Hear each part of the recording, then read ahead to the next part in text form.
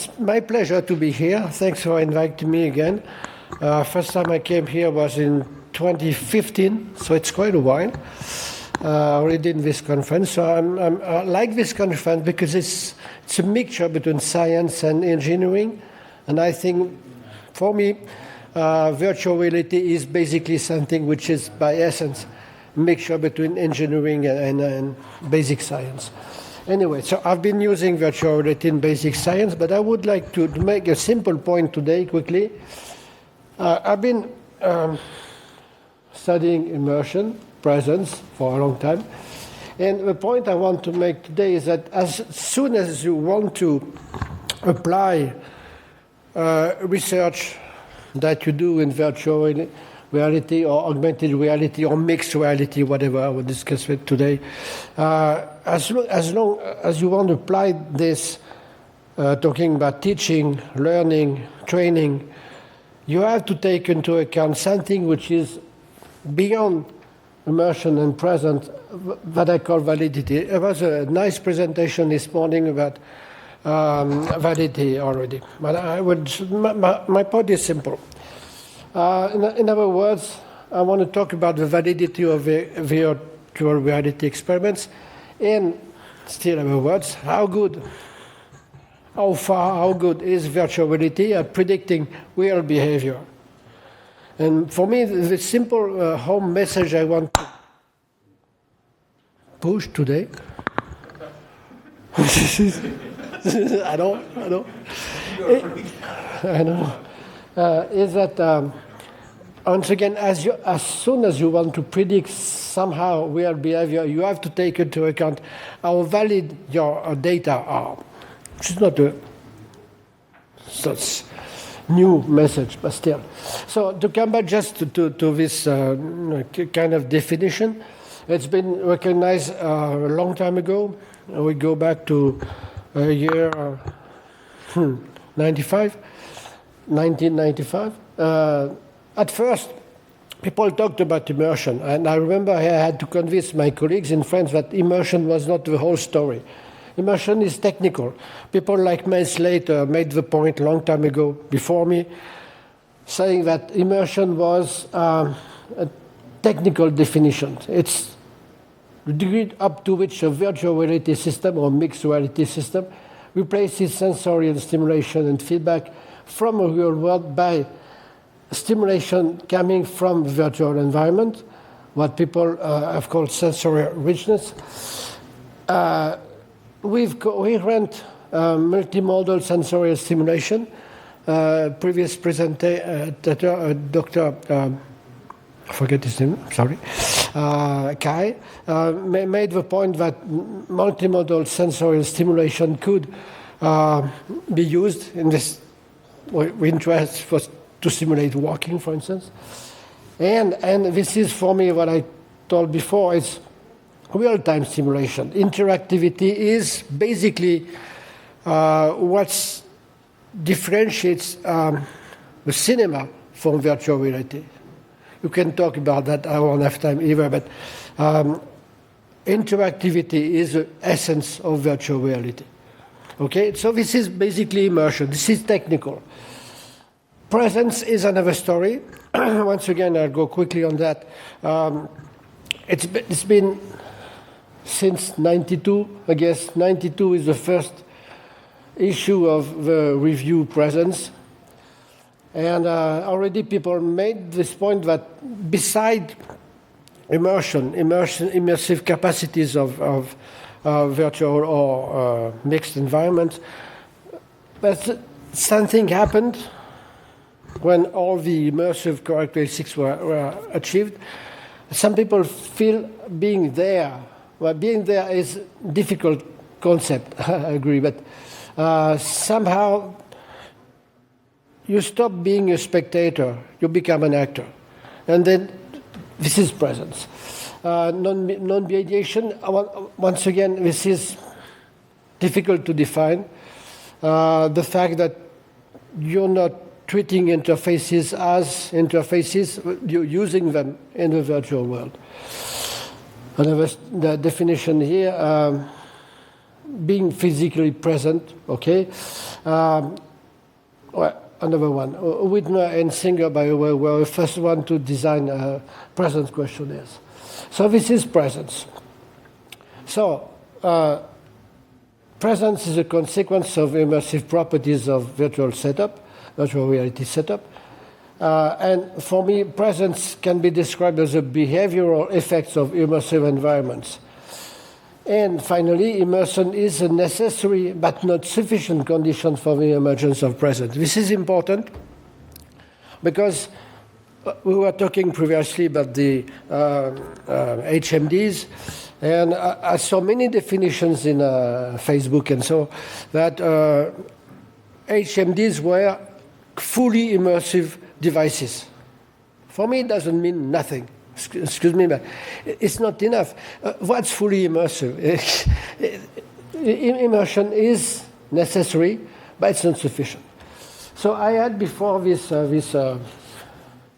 schema trying to link immersion and behavior. Okay, immersion is technical factors leading to some sort of performance, but beside that, presence, dependent on contextual factors, can be the task itself, for instance, and psychological factors, which is where it becomes much more complex. We were talking previously about the motion sickness. It's complex. And so the idea I've been defending for a while is that presence leads, when it's achieved by the user, to some behavior that is representative of real behavior. But more and more I think about it, I think that it's not enough, and we need to go to validity. Okay, so I'll give one example. Still have time. We've been doing many experiments with medical colleagues on behavioral effects of psychoactive substances on the ability to drive and safety of driving. And this is an important subject where we were trying to define standard methods to evaluate the links between drugs and safety. And the idea, which is not new either, is to use simulation to predict the effect of drugs on fitness to drive. Another important objective is to prevent and remedy. Epidemiology is a great tool, but epidemiology is afterwards somehow. And we want to anticipate the effect of drugs on fitness to drive.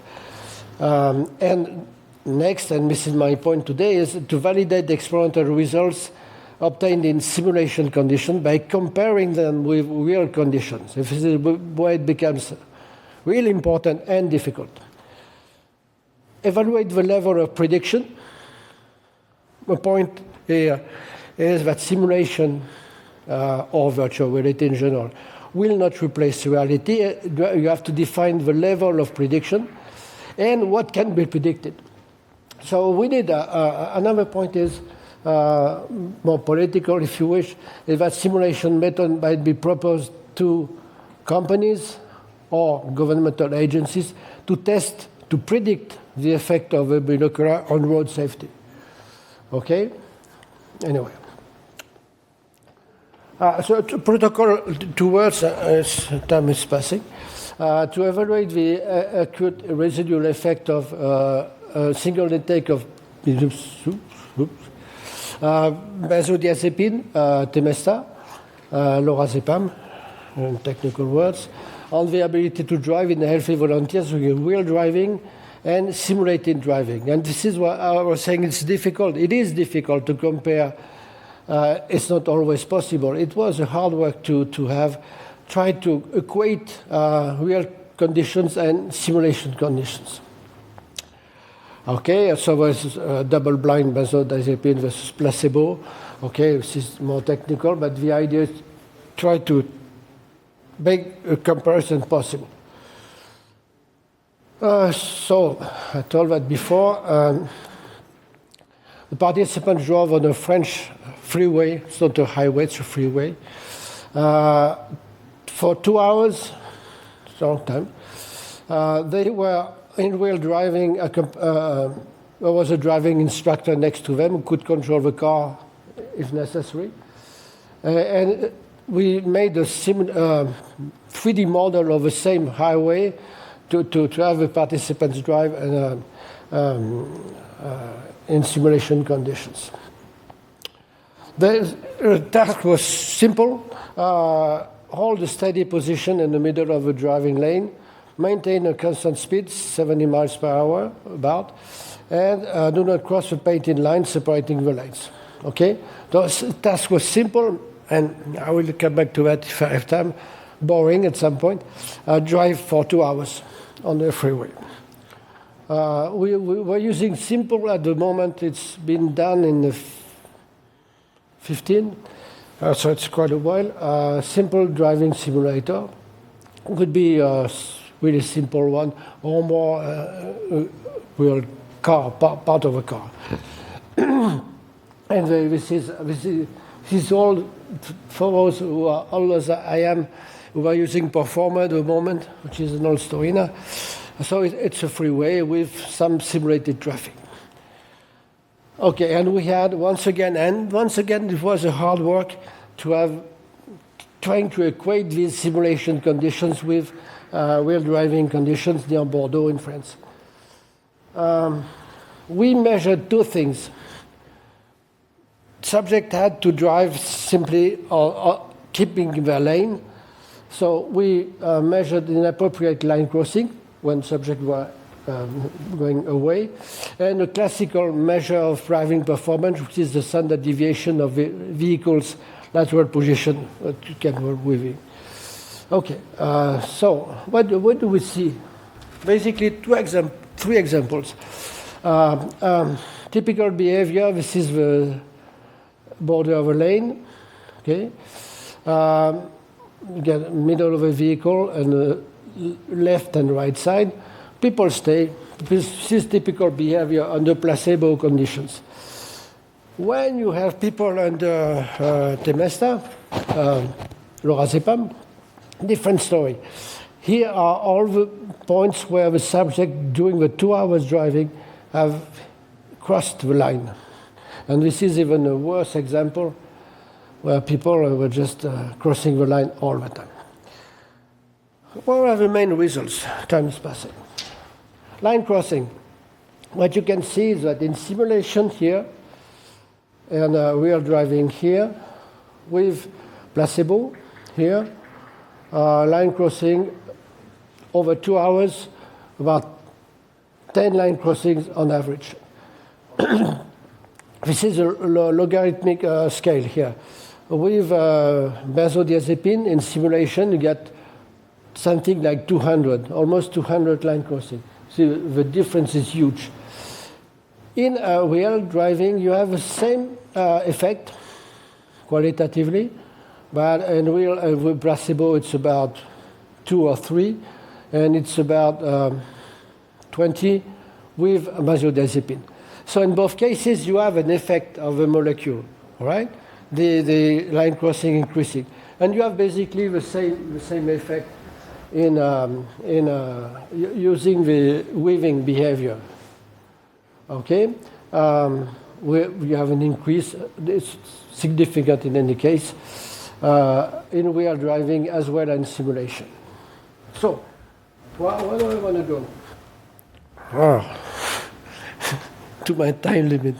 The driver's line keeping is worse when driving under benzodiazepine than under placebo, but we have to dissociate short-term effects and long-term effect, which we didn't really do here. Driving simulator can reproduce the benzodiazepine-induced effect on the stability of trajectory, but with a greater magnitude in simulation.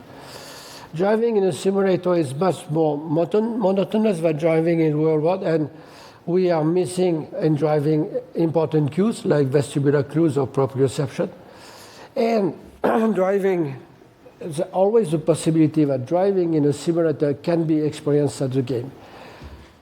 So we have to dissociate the differential effects of simulation versus reality and the effect of experimental conditions. And the last slide I have, sorry for time, I'm passing my time, is that if you take the benzodiazepine, lorazepam versus placebo ratio. In simulation, the drug induces a 17 times higher line crossing than the placebo. In real driving, you have much lower score. It's about 5. You have the same effect, basically, in concerning the stability of behavior, of trajectory. So once again, the main point here is both effects go in the same direction, but the effect is huge in simulation compared to real driving. In other words, come back and finish on that, dissociating absolute versus relative validity. I was talking about validity as my focus here. Absolute validity would be the fact that you would have data measuring the same phenomenon with the same magnitude, which is not the case here, okay? 17 here compared to 5 here. Relative validity is the degree to which two methods, respective of units, rank data in the same order and direction. So here, what we observe, and this is important, we observe relative validity in our data with a scale factor, suggesting that contextual effect of simulation conditions, the contextual effect of simulation condition on behavioral presence. I'll stop here, but we could discuss longer why there's such a huge gap between what we observe in simulation and real driving. So in other words, to conclude, simulation is valid to evaluate, predict the effect of a drug on driving safety. But if we are interested in absolute validity, it's simply not what we observe here. All right? And I'll finish here. Thank you. Sorry, I've been too long.